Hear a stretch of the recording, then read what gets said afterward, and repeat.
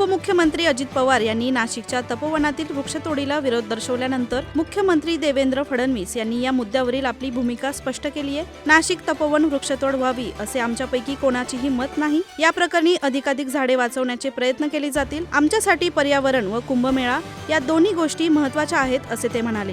उपमुख्यमंत्री अजित पवार यांनी तपोवनातील वृक्षतोडीच्या मुद्द्यावर अभिनेते सयाजी शिंदे यांच्या भूमिकेचे जोरदार समर्थन केले होते। यामुळे तपोवनातील वृक्षतोडीचे कथित समर्थन करणाऱ्या मंत्री गिरीश महाजन यांनी पर्यायानं भाजपची अडचण झाली होती। या पार्श्वभूमीवर मुख्यमंत्री देवेंद्र फडणवीस यांनी आपल्या सरकारची भूमिका स्पष्ट केली आहे। या प्रकरणी त्यांनी पर्यावरण ही महत्त्वाचे आहे आणि कुंभमेळा ही महत्त्वाचा आहे असे सांगत या दोन्ही गोष्टींवर योग्य तो तोडगा काढण्याची ग्वाही दिली।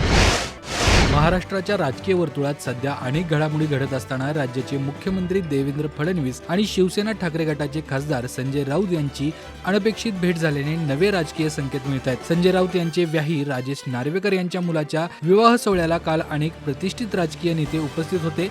त्यात देवेंद्र फडणवीस, मुंबई भाजपचे अध्यक्ष आशिष शेलार आणि माजी मुख्यमंत्री उद्धव ठाकरे यांचा देखील समावेश होता। याच विवाह सोहळ्यात संजय राऊत आणि देवेंद्र फडणवीस यांची समोरासमोर भेट झाली। सध्या दोन्ही गटांमध्ये तीव्र राजकीय विरोध असताना झालेल्या या भेटीने चर्चांना अधिक उधाण आलं। विशेष म्हणजे या भेटीत दोन्ही नेत्यांनी जवळपास 15 मिनिटं हसत खेळत संवाद साधल्याचं सूत्रांकडून समजतंय।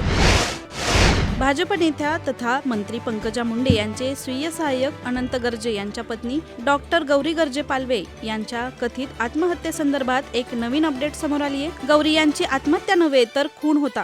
त्यांना 3 जणांनी गळा दाबून ठार मारलं असा आरोप गौरी यांचे वडील अशोक पालवे यांनी बुधवारी केला। त्यांच्या या आरोपामुळे या प्रकरणाला आता एक वेगळीच कलाटणी मिळाली आहे। डॉक्टर गौरी गर्जे पालवे यांनी काही दिवसांपूर्वी मुंबईतील वरळी स्थित आपल्या राहत्या घरी गळफास घेऊन आत्महत्या केली होती। या प्रकरणी पोलिसांनी त्यांचे पती अनंत गर्जे यांना अटक केली। सध्या त्यांची कसून चौकशी सुरू आहे। या पार्श्वभूमीवर गौरीच्या आईवडिलांनी आपल्या मुलीच्या मृत्यूवर शंका व्यक्त केली आहे। गौरीचे वडील अशोक पालवे म्हणाले, गौरीच्या मृत्यू प्रकरणात फक्त अनंतच आरोपी नाही तर त्याची बहीण व त्याचा भाऊ यांचाही यामध्ये समावेश आहे। तेही या प्रकरणात आरोपी आहेत, पण पोलिसांनी अद्यापही त्या दोघांना अटक केली नाही। स्मार्टफोन वापरकर्त्यांच्या सायबर सुरक्षेसाठी केंद्राने आणलेले संचार साथी ॲप हे मुळात हेरगिरीसाठी वापरण्यात येणारे पेगासस तंत्रज्ञान असल्याचा मोठा आरोप शिवसेना उद्धव बाळासाहेब ठाकरे पक्षाचे पक्षप्रमुख उद्धव ठाकरे यांनी केलाय। सरकारने पेगाससचे नाव बदलून संचार साथी केलं, हा जनतेची हेरगिरी करण्याचा प्रयत्न आहे। पंतप्रधान नरेंद्र मोदी यांनी त्यांना मतदान करणाऱ्या लोकांवर पाळत ठेवण्याऐवजी देशावर हल्ले करणाऱ्यांवर नजर ठेवावी असा टोलाही उद्धव ठाकरे यांनी लगावलाय। केंद्र सरकारने बुधवारी लोकसभेत सांगितले की संचार साथी ॲपद्वारे हेरगिरी करणे शक्य नाही आणि हेरगिरी होणारही नाही। केंद्रीय संचार मंत्री ज्योतिरादित्य सिंधिया यांनी ॲपबाबत काँग्रेस नेते दीपेंद्र सिंग हुड्डा यांच्या प्रश्नांना उत्तर देताना सांगितलं की फीडबॅकच्या आधारावरती मंत्रालय ॲप इन्स्टॉल करण्याच्या आदेशात बदल करण्यास तयार आहेत। संचार मंत्र्यांनी लोकसभेबाहेरील माध्यमांशी या मुद्द्यांवर चर्चा केली। त्यांनी सरकारच्या आदेशातील कलम 7ब बाबतच्या वादावर सांगितलं की 7ब एवढेच सांगते की फोनमध्ये हे ॲप इन्स्टॉल केलेलं असावं आणि वापरकर्त्याला ते ॲप वापरण्यात कोणत्याही प्रकारची अडचण येऊ नये। संचार साथी ॲपवरून संपूर्ण वाद जो आहे तो 28 नोव्हेंबर रोजी सुरू झाला होता, जेव्हा दूरसंचार विभागानं सर्व मोबाईल फोन उत्पादकांना एक आदेश जारी केला होता।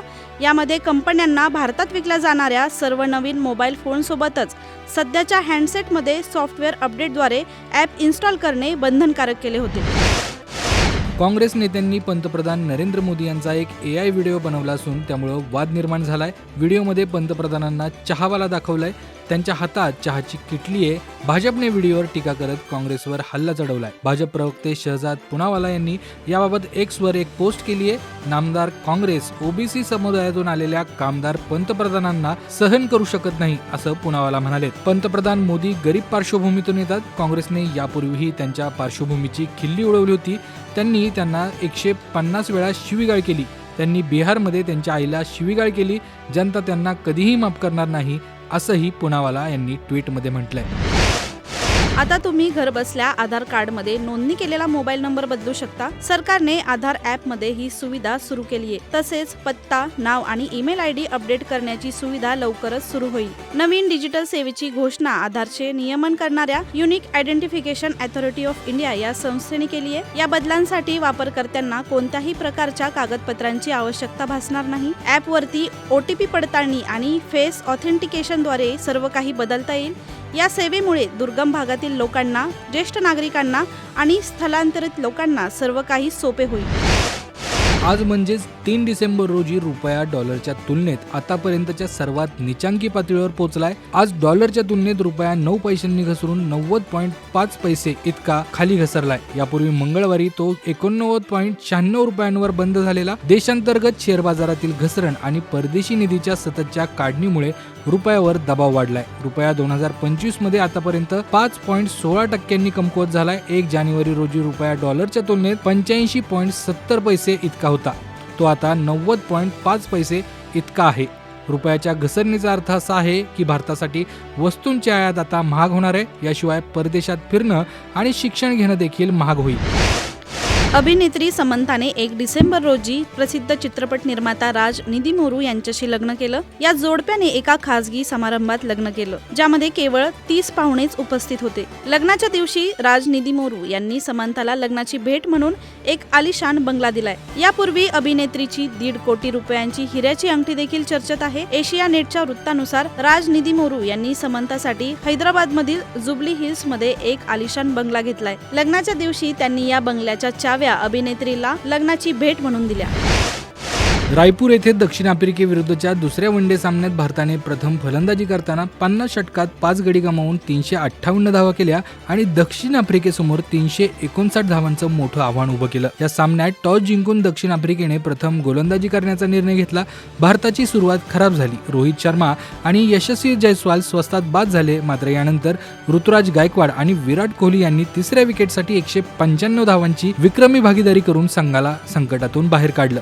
ऋतुराजचं हे पहिलंच वनडे शतक ठरलं, तर विराटने मालिकेत सलग दुसरं आणि कारकिर्दीतील 53व शतक झळकावलं.